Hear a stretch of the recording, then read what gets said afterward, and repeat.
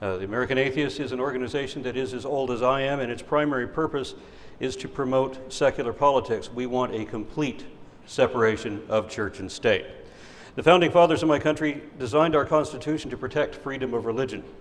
Back then, we were a much more diverse country than we are now, and we were originally populated by people fleeing religious persecution in every other country. So our founders knew that you can't have freedom of religion without having freedom from religion, meaning that the government cannot adopt, promote, and inevitably impose a state religion.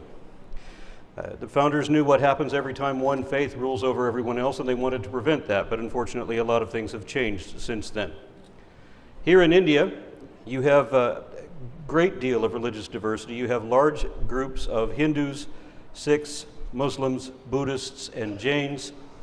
But all of those combined, together with the Jews and every other religion besides Christianity, represent only 6% of the American population. 7 out of 10 Americans are Christian. 2 out of 10 don't have any religion at all, and that last 1 person out of 10 represents every other religion besides Christianity. In fact, on this scale, it's not even 1 person because it's 6%, not 10. So we're talking about more like a half a person out of 10. It's not as bad as it used to be. I became an activist 20 years ago, and at that time, less than 10% of Americans were atheists, where now we might account for a quarter of the population. It depends on whether we can get people to understand that atheist and agnostic are not mutually exclusive terms. 20 years ago, 80% of America, more than 80% of America was Christian. And right-wing conservatives have positioned themselves in major corporations and in all areas of government at every level, and they still own and control everything. Yet, they pretend that they're being persecuted, with several of their organizations saying that we're in a culture war. A culture war. What that means is that Christians feel oppressed when they're not allowed to impose their beliefs on everyone else, and that's literally the complaint that they're making. And what's really happening is that they're diminishing, and the reason that they are is their own fault. They tied religious prejudice to politics and then endorsed unreasonable and unrealistic policies, permitting or promoting atrocities while also teaching absurdities. Worse, they're also trying to impose Christianity as the official state religion. Everywhere across America, local governments at different cities or cities or towns or what have you, are actively promoting evangelical Protestant Christianity and everything that goes along with it.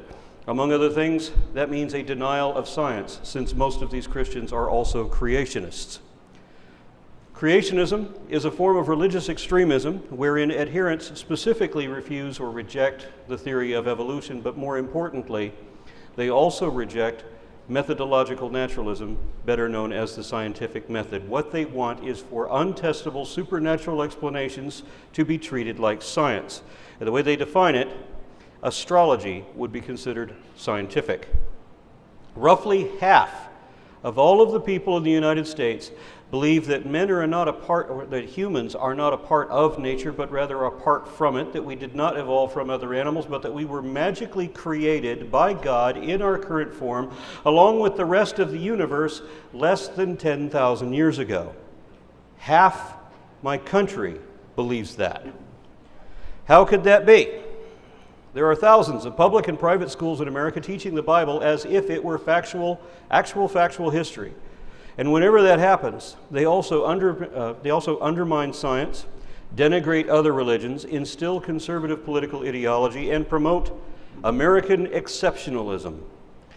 And what that means is America's values and political systems are considered to be unique in all the world, and they believe that our history is driven by manifest destiny.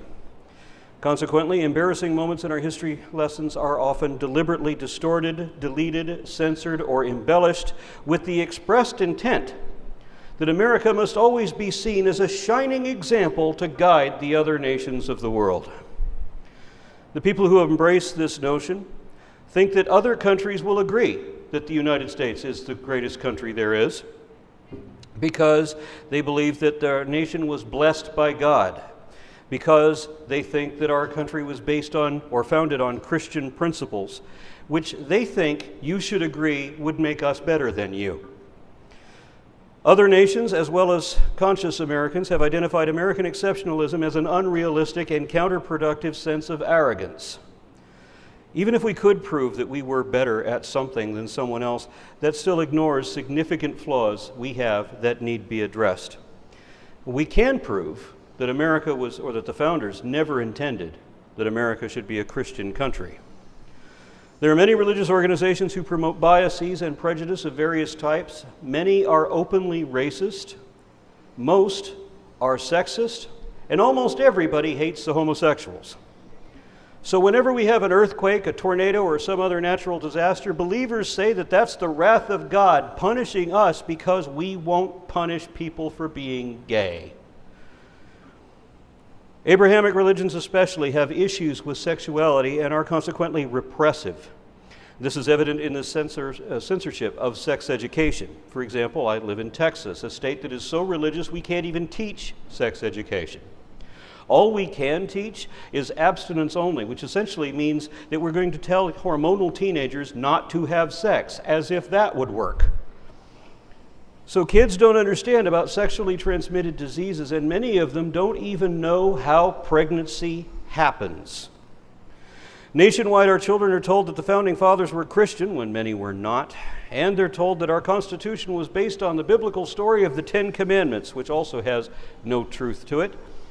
Neither of these are true. These are lies being systematically repeated, and this is easy to prove. But it doesn't matter that we can prove that this is a lie, because this is what every kid is being told everywhere across the country, again and again and again, by every authority figure they know. Many Americans don't realize they've been lied to until they go to college. If they go to college, which many don't, because my country, sadly, no longer respects higher education.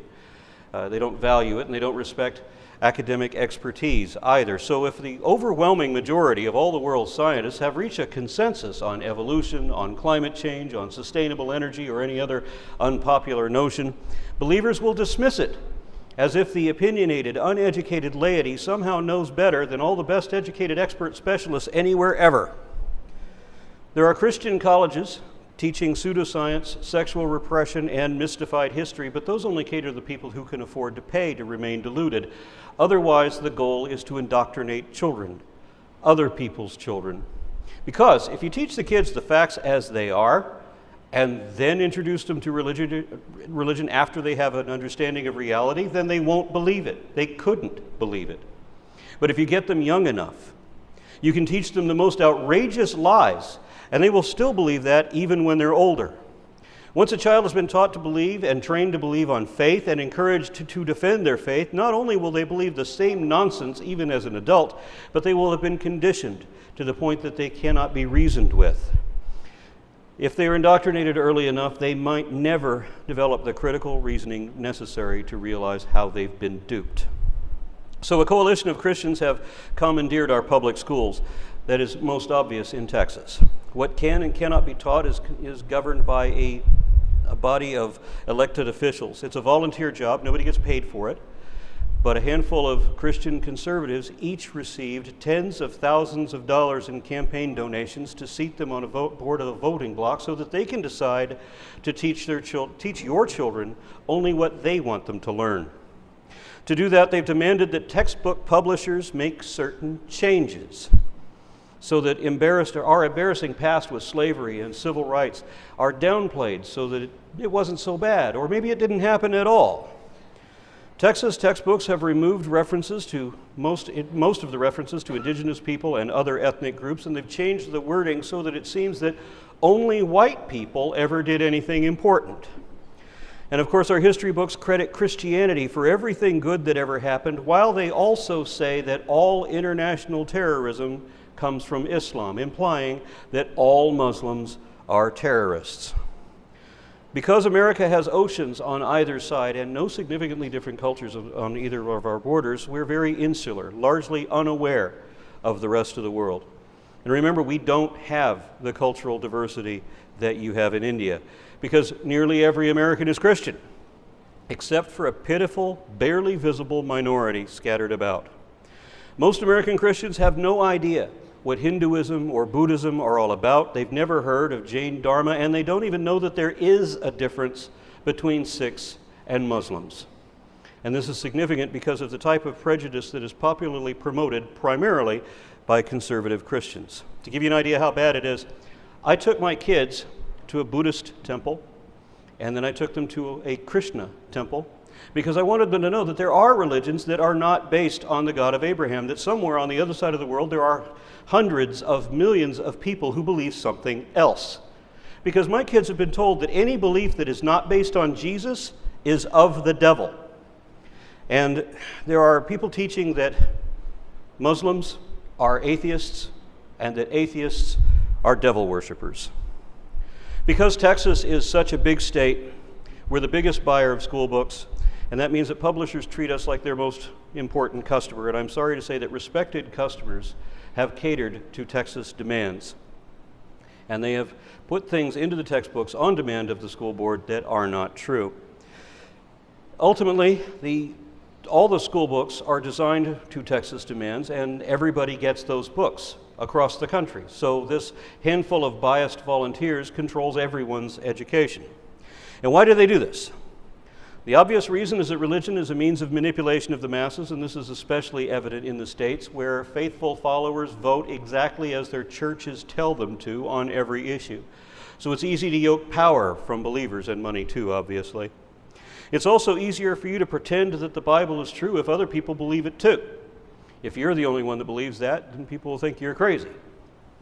To quote another author, when one person suffers from a delusion, it's called insanity. When many people suffer a delusion, it's called religion.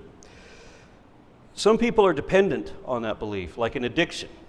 I equate faith to smoking. When you're into it, it feels good, and you think that makes you look cool and sexy. But when you break that addiction, you realize what a fool you were, and then you wonder how you didn't know how poisonous that was. And I've noticed that a lot of atheists who are former believers are as militant against faith as ex-smokers are against smoking. Although our government is still technically secular, we have become one of the most religious nations in the industrialized world, and the associated statistics don't look good. Everywhere religion is particularly prevalent, or the more prevalent that religion is in any given area, the higher the rates of teen pregnancy, of poverty, of violent crime, including murder. Exactly the opposite of what Christian leaders say it should be. There's also a negative correlation with regard to the quality of education. The more you know, the less you believe. So the lowest performing schools tend to be in the most religious areas. I love my country, but I'm not happy with what's happened to it. And I don't think it would be any different if we were dominated by any other religion. This seems to be a pattern they all follow, and secular policies are the best precaution in each case. Some Texas legislators foolishly think that they need to write one set of laws to promote Christianity and another separate set to prevent against Sharia law. They don't realize that that protection is already written into our federal constitution if they would just respect that. But that means that if you don't want to submit to Islam, then you can't let Christianity rule either, because whatever law empowers the current dominant belief system only paves the way for the next one. And you can't fight religion with religion, but you can fight it with reason. Thank you.